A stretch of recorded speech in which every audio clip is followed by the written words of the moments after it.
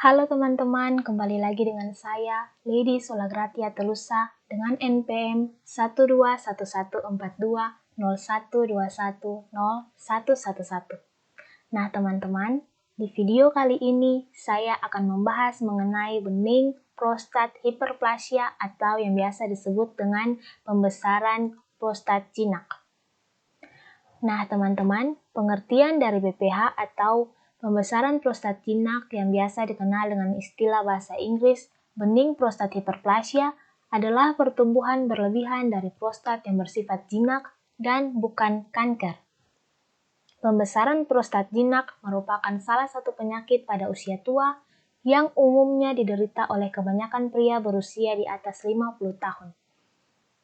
Nah, menurut Kementerian Kesehatan Republik Indonesia tahun 2022, bening prostat hiperplasia atau BPH adalah kondisi ketika kelenjar prostat mengalami pembesaran yang berakibat aliran urin menjadi tidak lancar dan buang air kecil terasa tidak tuntas. Kelenjar prostat ini hanya dimiliki oleh pria. Oleh karena itu, penyakit ini hanya dialami oleh kaum pria. Penyebab dari BPH yang utama dapat berupa perubahan aktivitas hormon yang berhubungan dengan usia. Produksi hormon androgen akan menurun seiring pertambahan usia sehingga terjadi ketidakseimbangan kadar androgen serta estrogen dan kadar testosteron yang tinggi. Merupakan hormon androgen intrasel prostat yang utama. Kemungkinan penyebab lain yang pertama yaitu peningkatan estrogen dalam darah dibandingkan testosteron, peningkatan growth factor dan fibroblast growth factor yang penurunan transfer growth faktor beta menyebabkan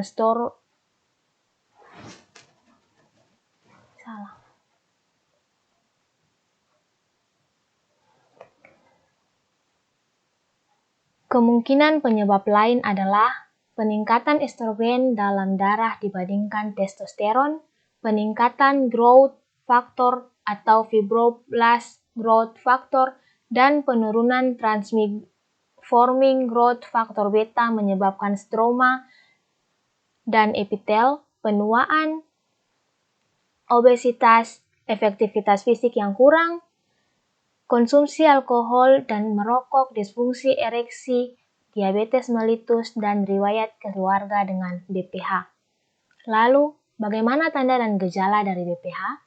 Yang pertama yaitu selalu ingin berkemih terutama pada malam hari. Yang kedua, pasien akan merasa nyeri saat buang air kecil. Yang ketiga, adanya inkontinensia urin atau beser. Yang keempat, sulit mengeluarkan urin. Yang kelima, pasien akan mengejan pada waktu berkemih. Kemudian, aliran urin tersendat-sendat dan mengeluarkan urin yang disertai darah, kemudian merasa tidak tuntas setelah berkemih. Lalu, apakah ada komplikasinya? Komplikasi yang sering terjadi pada pasien BPH antara lain. Seiring dengan semakin beratnya BPH, dapat terjadi obstruksi saluran kemih. Karena urin tidak mampu melewati prostat, hal ini dapat menyebabkan infeksi saluran kemih dan apabila tidak diobati, dapat mengakibatkan pasien mengalami gagal ginjal. Lalu, bagaimana cara pencegahan BPH? Pengobatan BPH dapat dimulai dengan perawatan diri. Jika gejala tidak mereda, melalui perawatan diri, pengobatan atau operasi mungkin direkomendasikan. Pasien usia dan kesehatan umum juga akan menjadi pertimbangan dalam pengobatan. Perawatan diri pada BPH antara lain. Yang pertama, buang air kecil segera setelah merasakan dorongan atau kebelet. Yang kedua, pasien biasakan pergi ke kamar mandi untuk buang air kecil bahkan ketika tidak begitu kebelet. Kemudian, menghindari penggunaan obat dekongestan atau pereda hidung tersumbat atau obat antihistamin karena dapat membuat pengosongan kandung kemih menjadi lebih sulit. Kemudian, mengurangi stres, kegelisahan dapat meningkatkan frekuensi buang air kecil. Hindari alkohol dan kafein terutama pada jam-jam setelah malam.